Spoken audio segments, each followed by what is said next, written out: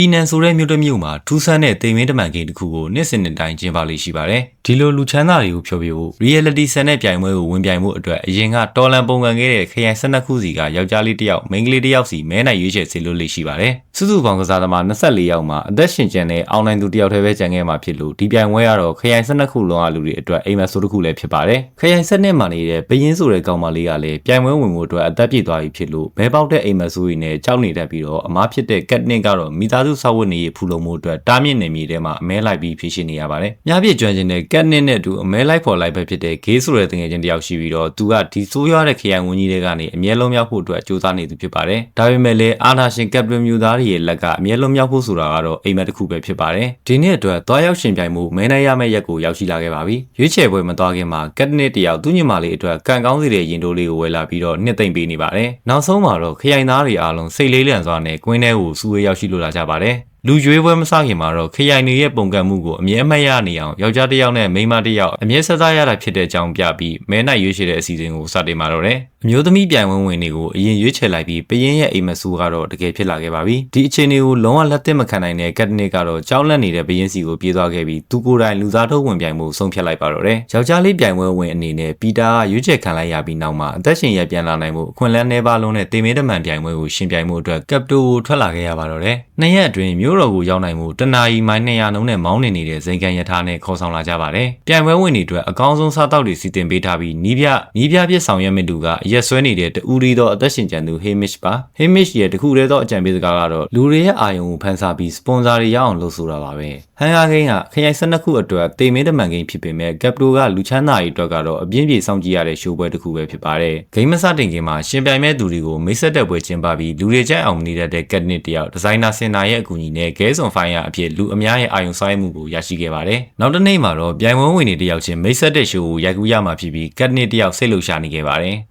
ပီတာကတော့ကက်နစ်နဲ့ဆန့်ကျင်ဘက်ဖြစ်ပြီးလူတွေတတိထားမိအောင်ဘယ်လိုလှုပ်ရှားရမလဲဆိုတာကိုကောင်းကောင်းသဘောပေါက်ပါတယ်။ဒါကြောင့်အင်တာဗျူးမှာသူနဲ့ဂိမ်းကိုတူရောက်လာတဲ့သူကိုငယ်စဉ်ကတည်းကချစ်မိနေကြောင်းပရိသတ်တွေရှိမှထုတ်ပြလိုက်ပါတယ်။ကက်နစ်ကတော့ဒါကိုမကျေနပ်ပေမဲ့ကက်ပရီပရိသတ်တွေကတော့သူတို့နှစ်ယောက်ကိုကျဲဝန်းဆောင်တဲ့အဖြစ်စိတ်ဝင်စားရှိလာပြီးစပွန်ဆာတွေရဖို့အခွင့်အရေးတွေဖန်တီးပေးလိုက်သလိုပါပဲ။အားလုံးစောင့်မျှော်နေတဲ့တင်မင်းတမန်ပြိုင်ပွဲရဲ့စတင်ရှင်ပြိုင်ပွဲနေ့ကိုရောက်ရှိလာပါပြီ။ပြိုင်ပွဲကျင်းပမဲ့တောအုပ်ကနီးပညာတွေနဲ့ဖန်တီးပုံပေါ်လာတာဖြစ်ပြီးတော့ပြိုင်ပွဲဝင်တွေအားလုံးကလည်းပြန်လန်းမရှိတဲ့တင်မင်းတမန်ကွင်းကြီးတွေကိုရောက်ရှိလိုလာခဲ့ပါပြီ။ပြိုင်ပွဲတောက်လျှောက်ကိုလည်းခရိုင်အားလုံးမှာတိုက်ရိုက်လိုက်လွှင့်ပေးနေပါတယ်။ပြိုင်ပွဲကွင်းထဲဆောက်ရောက်ခြင်းမှာပဲဟေးမစ်တရီပေးထားတဲ့အတိုင်းလက်နက်တွေနဲ့ထောက်ပံ့ရေးကိရိယာတွေအပုံလိုက်ရှိနေတဲ့လူသက်ကွင်းကြီးကစတင်စောင့်ကြိုနေပြီးပိုကောင်းတဲ့လက်နက်တွေနဲ့ပစ္စည်းတွေရနိုင်မှုအချင်းချင်းစတင်တက်ဖြတ်နေကြပါပြီ။ကက်နစ်လည်းသက်ကွင်းရဲ့အစွန်ပြအထုပ်ကိုအန်ရီတွေကြားရအောင်ယူခဲ့ပြီးတော့တော်ထဲကိုဝင်ပြေးသွားနိုင်ခဲ့ပါတယ်။ဂိမ်းနဲ့တည်သွားတဲ့သူတွေအတွက်ကြာဆုံးသွားတဲ့လူအရေးအတွက်အတိုင်းအမြောက်တန်အချက်တွေပေးတာဖြစ်ပြီးတော့ပြိုင်ပွဲစတင်ပြီးအချိန်ခဏအတွင်းမှာပဲပြိုင်ပွဲဝင်12ယောက်တည်ဆုံးသွားခဲ့ပါပြီ။ကက်နစ်တယောက်အိတ်ထဲမှာပါတဲ့ပစ္စည်းတွေကိုတုံးချပြီးအခြားပြိုင်ပွဲဝင်နေတဲ့ဝေးရကိုခီးဆက်နေခဲ့ပါတယ်။ဒါပေမဲ့ပြိုင်ပွဲစီစဉ်သူတွေ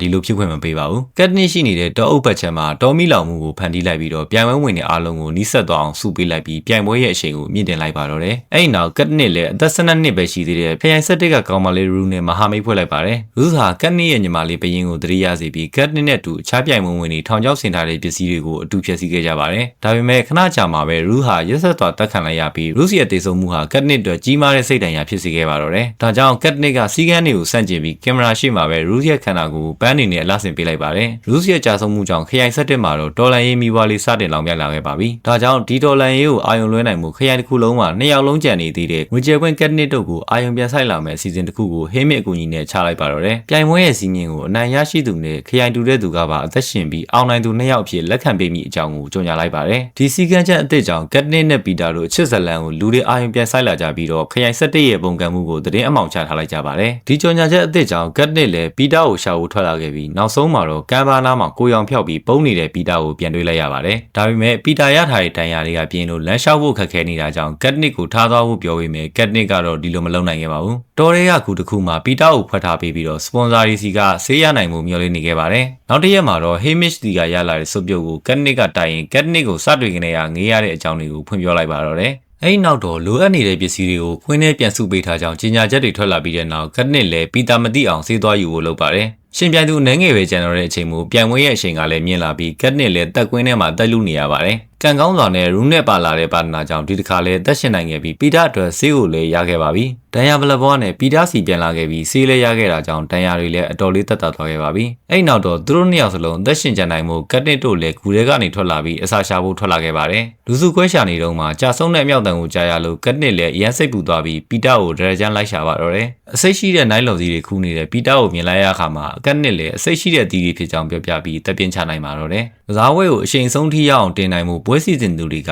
တားရဲတွေကိုပါပြင်ဆင်ထားပြီးအခုဆိုရင်တော့လွတ်ပေးလိုက်ဖို့အသင့်ဖြစ်နေပါပြီ။အကျန်းဆုံးသတ္တဝါတွေကိုနီးပညာနဲ့ပေါင်းစပ်ထားတဲ့ဒီသားရဲတွေကအခုတော့ကတ်နစ်တို့နာကိုရောက်လာခဲ့ပါပြီ။ပြိုင်ပွဲရဲ့နောက်ဆုံးချိန်ကိုနီးကပ်လာတာနဲ့အမျှတော်ကြီးတစ်ခုလုံးကအန္တရာယ်ဆုံးဖြစ်နေပါပြီ။ကတ်နစ်တို့နှစ်ယောက်လည်းခွေးဘလူးကြီးတွေလက်ကနေလွတ်အောင်ပြေးနောက်ဆုံးကျန်တဲ့ကန်တိုနဲ့ထိတ်တိုက်တွေ့ဆုံနေကြပါပြီ။ကြားလာတာနဲ့တစားစီဖြစ်အောင်ကြိုက်ဖြဲတော့မဲ့သားရဲအုပ်စုကလည်းအောက်မှာစောင့်နေတာကြောင့်ကတ်နစ်နဲ့ပီတာလည်းကန်တို့ကိုအဆန်းကုန်တိုက်ခိုက်ရပါတော့တယ်။ကန်တိုတယောက်သားရဲတွေရဲ့စုပ်ပြက်ခံလိုက်ရပြီးမှဂိမ်းရဲ့အောင်နိုင်သူနှစ်ယောက်ထွက်ပေါ်လာခဲ့ပါပြီ။ဒါပေမဲ့ဂိမ်းစီစဉ်သူတွေကသူတို့ရဲ့စီမင်းကိုပြန်ပြောင်းပြီးကတ်နစ်တို့ကိုအချင်းချင်းပြန်တက်အောင်စီစဉ်ကြပါတော့တယ်။ဒါပေမဲ့မတရားတဲ့စီကန်းကိုတော်လည်နေကြတဲ့ကတ်နစ်ကတော့အချင်းချင်းပြန်တက်မဲ့စားနှစ်ယောက်လုံးတူတူသေပွဲဝင်မှုပဲရွေးချယ်လိုက်ကြပါတယ်။ဒီလိုအသက်နဲ့ရင်ပြီးချင်းချောက်တဲ့လုပ်ရကြောင်ကပ်တိုဟာနောက်ဆုံးမှလိုက်ရောပြီးသူတို့နှစ်ဦးလုံးကိုအနိုင်ရသူအဖြစ်ကြေညာလိုက်ရပါတော့တယ်။ကတ်နစ်နဲ့ပီတာတို့အောင်ပွဲခံပြီးခရိုင်7နှစ်ကိုပြန်ရောက်လာပေမဲ့အရာအလုံးကမပြီးဆုံးသွားသေးပါဘူး။ကတ်နစ်ရဲ့ဒီလုပ်ရဟာပနန်းတဝမ်းကခရိုင်နီးရဲ့စိတ်ထဲမှာတော့တော်လန်ရေးမိဘတစ်ခုအဖြစ်ပြန့်နှံ့သွားခဲ့တာတော့ကတ်နစ်တယောက်တည်းမထားမိခဲ့ပါဘူး။သမရာစနိုးကလည်းကတ်နစ်ကိုအောင်ပွဲရှင်အဖြစ်မမြင်တော့ပဲသူ့ရဲ့အာဏာကိုချင်းချောက်လာမယ့်ရန်သူတယောက်ဖြစ်အေးဆက်ဆက်အကြီးနဲ့စိုက်ကြည့်နေပါတော့တယ်။ဒါကတော့ဟန်ကာဂိမ်း2012ပဲဖြစ်ပါတယ်။နောက်ထပ်ဇာတ်လမ်းတွေနားထောင်မှုအတွက်ကျွန်တော်ရဲ့ channel လေးကို like and subscribe လေးလုပ်ထားပေးခဲ့ပါဦးခင်ဗျာ။